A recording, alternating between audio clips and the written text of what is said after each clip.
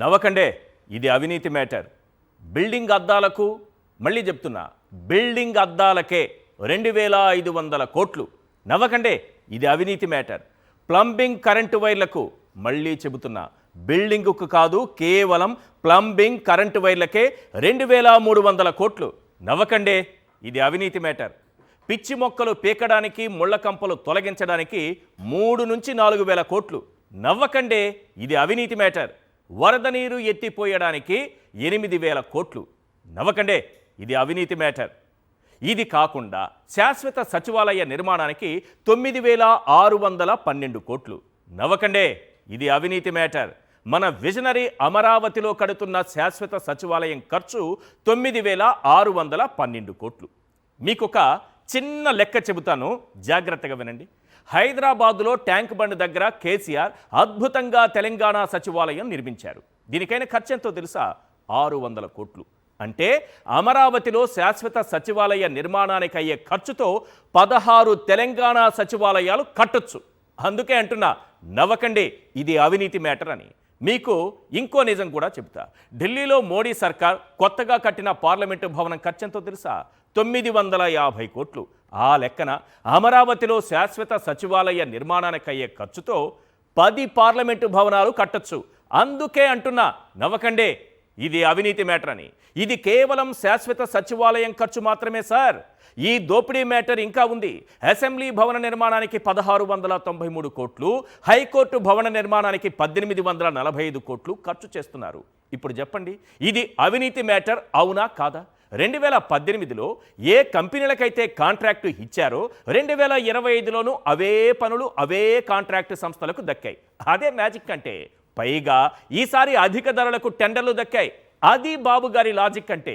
ఈ దోపిడీ కొనసాగాలంటే నీలాంటోళ్ళు నాలాంటోళ్ళు అక్కడ ఉండకూడదు. అందుకే 50,000 మంది పేదలను అక్కడి నుంచి తన్ని తరిమేశారు దయార్ద్ర హృదయం కలిగిన మన నారావారు. అమరావతి చంద్రబాబుకు బంగారు బాతుగుడ్డు, బంగారు చక్కెర లడ్డు. అది ఎలాగో చెబుతాను, వినండి, బాగా క్లియర్గా అర్థమవుతుంది మీకు. ఎస్, ఒకసారి స్క్రీన్ పైన చూపించండి సార్. అమరావతి అనేది చంద్రబాబు నాయుడు గారికి ఒక బంగారు బాతు ఎలా అయ్యిందో చూడండి. శాశ్వత సచివాలయం కడుతున్నారు మన చంద్రబాబు నాయుడు గారు అమరావతిలో. దానికి అవుతున్న ఖర్చు ఎంతో తెలుసా? 9612 కోట్లు సార్. దాని విస్తీర్ణం ఎంతో తెలుసా? 52,20,496 చదరపు అడుగులు.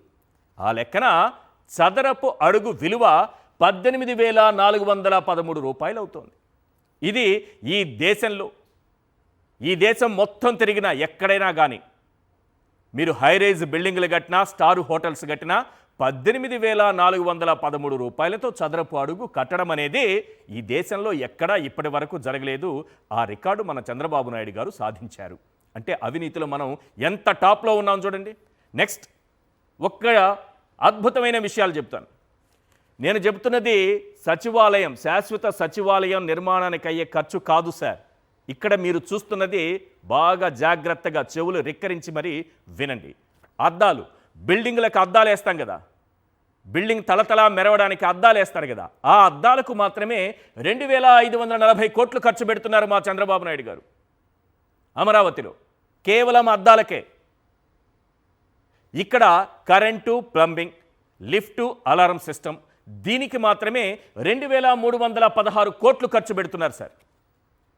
ఇది కాకుండా రోడ్లు, డ్రైనేజీలు వేయడానికి 1057 కోట్లు ఖర్చు పెడుతున్నారు సార్.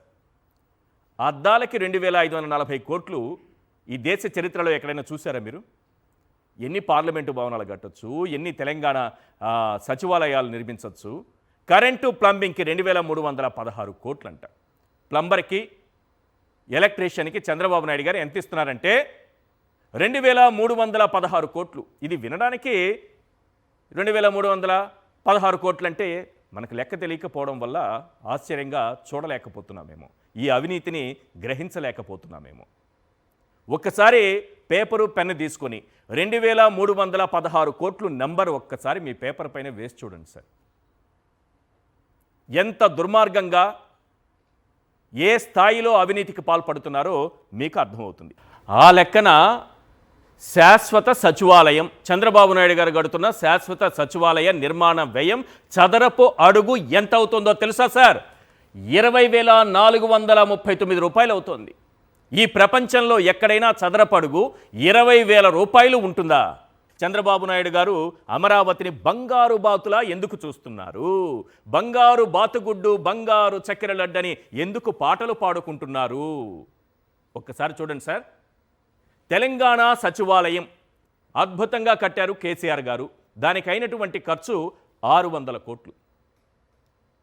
మీరు కావాలంటే ఒక్కసారి యూట్యూబ్లోకి వెళ్ళి వీడియో కూడా చూడొచ్చు, ఎంత అద్భుతంగా కట్టారు అన్నది. లేదా హైదరాబాద్కు వచ్చినప్పుడు ఒకసారి సందర్శించి వెళ్ళండి, వీడియోస్ చూసుకోవచ్చు. దానికైన ఖర్చు 600 కోట్లు. ఇప్పుడు పార్లమెంటు భవనానికి వస్తాం. ఇది అత్యద్భుతమైనటువంటి నిర్మాణం. దీనికైనటువంటి ఖర్చు 950 కోట్లు సార్. ఇది కూడా మీరు యూట్యూబ్లోకి వెళ్ళి ఆ భవనం యొక్క నిర్మాణం ఎంత అద్భుతంగా జరిగింది, ఏ స్థాయిలో జరిగింది, ఎంత గొప్ప నిర్మాణాన్ని చేపట్టారనేది మీరు చూడొచ్చు. దీనికైన ఖర్చు 950 కోట్లు. మన చంద్రబాబు నాయుడు గారు అద్దాలకి, కరెంటుకి, ప్లంబింగ్కి, రోడ్లకు, డ్రైనేజీకి చేస్తున్నటువంటి ఖర్చుతో ఒక్కసారి తెలంగాణ సచివాలయాన్ని, కొత్త పార్లమెంటు భవనాన్ని కంపేర్ చేసి చూద్దాం. ఒకసారి ఈ బిల్డింగ్లకు అవుతున్నటువంటి అద్దాలకు పెడుతున్నటువంటి ఖర్చు 2,540 కోట్లు. ఈ 2,540 కోట్లు అనేది కేవలం అద్దాలకు మాత్రమే సార్. మళ్ళీ గుర్తుపెట్టుకోండి, భవన నిర్మాణానికి కాదు, అక్కడ వాడేటటువంటి అద్దాలకు 2,540 కోట్లు. ఈ అద్దాలకు అయ్యేటటువంటి ఖర్చుతో మనం ఏం చేయొచ్చో తెలుసా? తెలంగాణ సచివాలయాలు దాదాపు 4 కట్టచ్చు. మన పార్లమెంటు భవనాలు దాదాపు 3 కట్టచ్చు, కేవలం అద్దాలకి చంద్రబాబు నాయుడు గారు చేస్తున్నటువంటి ఖర్చుతో. ఇప్పుడు పార్లమెంటు భవనాన్ని కూడా చూద్దాం. అలాగే కరెంటు, ప్లంబింగ్, పార్లమెంటు భవనాలు చూసాం కదా 3. ఇప్పుడు కరెంటు, ప్లంబింగ్కి 2,316 కోట్లు ఖర్చు పెడుతున్నారు. ఎలక్ట్రీషియన్కి, ప్లంబర్కి చంద్రబాబు నాయుడు గారు 2,316 కోట్లు ఇస్తున్నారు. దీంతో ఏం చేయొచ్చు అంటే తెలంగాణ సచివాలయాలు దాదాపు 4 కట్టచ్చు, కొత్త పార్లమెంటు భవనాలు దాదాపు 2 నిర్మించవచ్చు. ఇక రోడ్లు, డ్రైనేజీ కోసం 1,057 కోట్లు ఖర్చు పెడుతున్నారు సార్. దీంతో ఏం చేయొచ్చు? తెలంగాణ సచివాలయాలు దాదాపు 2 కట్టచ్చు. అలాగే కొత్త పార్లమెంటు భవనం 1 నిర్మించవచ్చు. ఇంకా మిగులుతుంది, చాలా మిగులుతుంది. గ్రాండ్గా మంచి పార్టీ కూడా చేసుకోవచ్చు ఆ మిగిలిన డబ్బుతో.